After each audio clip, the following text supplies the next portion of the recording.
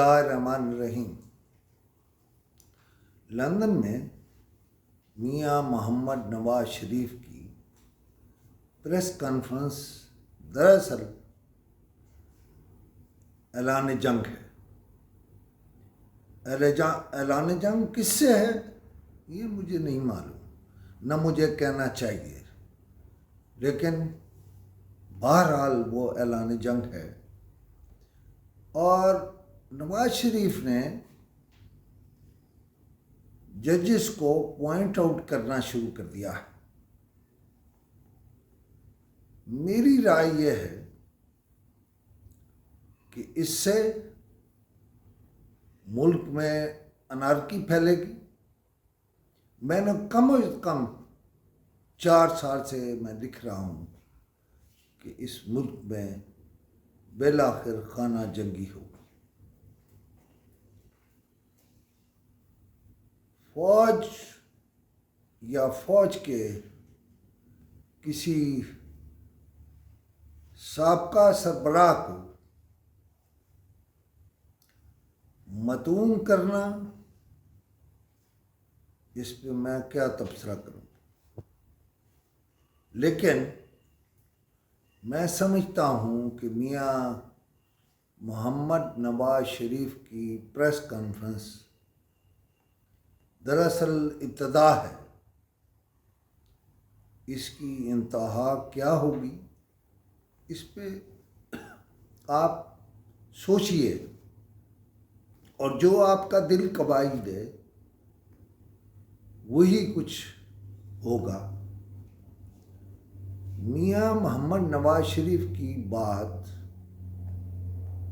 جو ان کی سزا کے بارے میں ہے، یا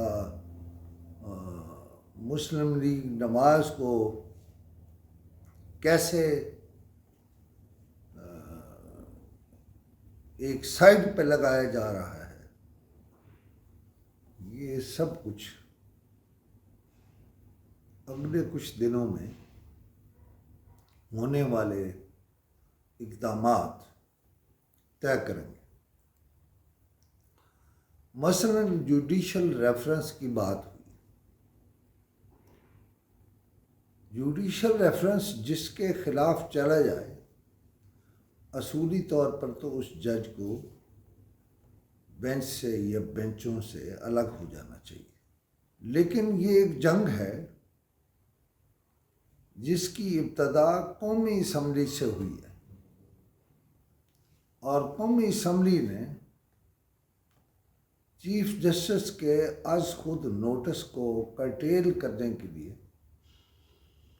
ایک قانون منظور کیا ہے۔ اگرچہ کہا یہ جاتا ہے کہ اس پر عمل تب ہو سکتا ہے جب اسمبلی میں 2/3 میجارٹی ہو، اور 2/3 میجارٹی کے نتیجے میں بننے والا قانون اس کی یعنی یہی قانون وہ منظور کرے۔ لیکن اس کے ساتھ ہی یہ بھی کہا جاتا ہے کہ یہ جو نعرہ ہے نا ون مین شو، اس میں کسی حد تک شاید کوئی جان ہے، لیکن اس سے پہلے جب سپریم کورٹ کے ایک جج کے خلاف سب کچھ ہوتا رہا، تو اس وقت ملک کے سیاسی حلقے، سیاسی جماعتیں کیوں چپ رہی؟ کیا انہیں معلوم نہیں تھا کہ کل کلاں قاضی فائز عیسیٰ کو بھی اس ملک کا چیف جسٹس بننا ہے؟ لہذا میں کوئی اس لیے نہیں بول رہا کہ مجھے بولنا کوئی مجھے حکم ہوا ہے۔ میں یہ سمجھتا ہوں کہ ہماری جوڈیشل تاریخ میں بعض تلخ حقائق سامنے آ گئے جو بہرحال کسی فیصلے پر، یعنی فیصلہ وقت کرے گا، تاریخ کرے گی اور حالات کریں گے، اس پر منتج ہوگا۔ لیکن نواز شریف کی اس بات سے میں اتفاق کرتا ہوں کہ ڈالر 500 تک چلا جائے گا، ڈالر ناپید ہو جائے گا اور حالات بہت خراب ہو جائیں گے۔